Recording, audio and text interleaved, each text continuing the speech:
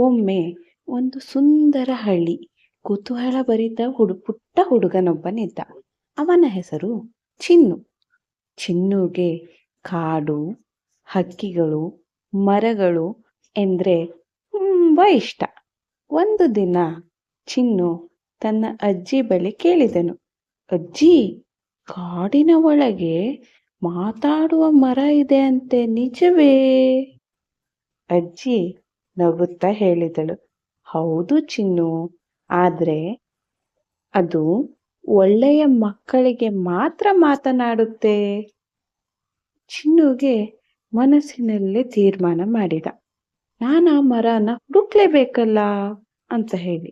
ಅದಕ್ಕೆ ಚಿನ್ನು ಮರುದಿನ ಬೇಗ ಎದ್ದು ಬೆಳಗ್ಗೆ ತನ್ನ ಚಿಕ್ಕ ಬ್ಯಾಗನ್ನ ಬೆನ್ನಿಗೆ ಹಾಕೊಂಡು ಕಾಡಿನ ಕಡೆ ಹೊರಟ. ಮಾರ್ಗದಲ್ಲಿ ಅವನು ನೋಡಿದ ಬಣ್ಣ ಬಣ್ಣದ ಚಿಟ್ಟೆಗಳು, ಕುಣಿಯುವ ಅಳಿಲುಗಳು, ಹಾಡುವ ಹಕ್ಕಿಗಳು. ಚಿನ್ನು ಖುಷಿಯಿಂದ ನಗುತ್ತೀರ ಹೋಗ್ತಾ ಇದ್ದ ಕಾಡೊಳಗೆ. ಅಷ್ಟರಲ್ಲೇ ಚಿನ್ನು ಚಿನ್ನು ಅಂತ ಹೇಳಿ ಮೃದುವಾದ ಧ್ವನಿ ಕೇಳಿಸ್ತು. ಚಿನ್ನುಗೆ ಗಾಬರಿ ಆಗ್ಬಿಡ್ತು. ಇದು ಯಾರ ಧ್ವನಿ? ಅವನು ಮುಂದೆ ಹೋಗುತ್ತಾನೇ ಇದ್ದ. ಒಂದು ದೊಡ್ಡ ಹಸಿರು ಎಲೆಗಳಿರುವ ಹಳೆಯ ಮರ ಕಂಡಿತ್ತು. ಮರ ನಿಧಾನವಾಗಿ ಮಾತಾಡಿತು, ನಮಸ್ಕಾರ ಚಿನ್ನು, ನಾನು ಮಾತನಾಡುವ ಮರ. ಚಿನ್ನು ಆಶ್ಚರ್ಯದಿಂದ, ನೀವು ನಿಜವಾಗಿ ಮಾತಾಡುತ್ತೀರಾ? ಮರ ನಗುತ್ತಾ ಹೇಳಿತು, ಹೌದು, ಪ್ರಕೃತಿಯನ್ನು ಪ್ರೀತಿಸುವ ಮಕ್ಕಳಿಗೆ ನಾನು ಮಾತನಾಡುವೆ ಅಂತ. ಚಿನ್ನುಗೆ ತುಂಬಾ ಖುಷಿ ಆಯ್ತು ಇದನ್ನು ನೋಡಿ. ಆವಾಗ ಮರ ಹೇಳಿತು, ಚಿನ್ನು, ನಿನಗೆ ನಾನು 3 ಪರೀಕ್ಷೆಗಳನ್ನು ಮಾಡ್ತೀನಿ ಅಂತ ಹೇಳಿ. ಅದಕ್ಕೆ ಚಿನ್ನು ಹಾ ಸರಿ ಅಂತ ಹೇಳಿ ಒಪ್ಕೊಂಡ.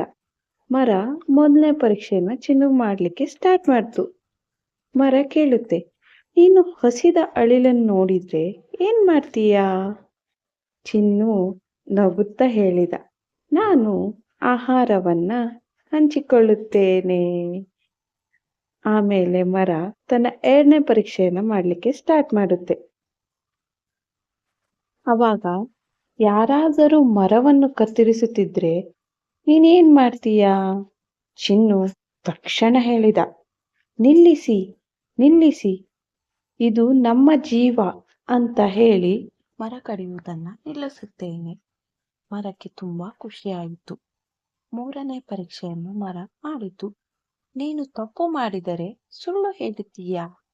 ಚಿನ್ನು ತಲೆ ಆಲಿಸಿ ಹೇಳಿದ, ಇಲ್ಲ, ನಾನು ಯಾವತ್ತೂ ಸುಳ್ಳು ಹೇಳುವುದಿಲ್ಲ, ನಾನು ಸತ್ಯವನ್ನೇ ಹೇಳುತ್ತೇನೆ.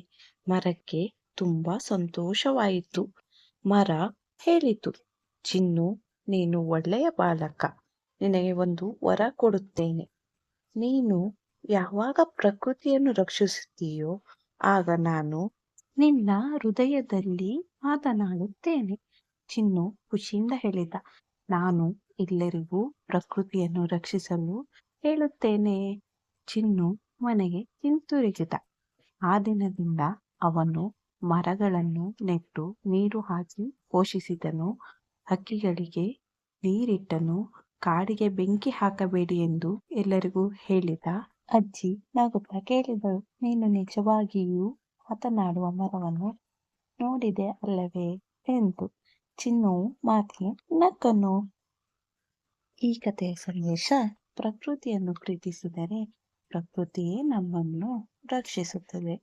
ಇಂತಹ ಕಥೆಗಳು ನಿಮಗೆ ಇಷ್ಟವಾದಲ್ಲಿ, ಇನ್ನೂ ಹೆಚ್ಚು ನೋಡಬೇಕೆಂದಲ್ಲಿ ನಮ್ಮ ಚಾನಲ್ನ ಸಬ್ಸ್ಕ್ರೈಬ್ ಮಾಡಿ ಹಾಗೂ ಲೈಕ್ ಬಟನ್ನ ಕ್ಲಿಕ್ ಮಾಡಿ. ಧನ್ಯವಾದಗಳು.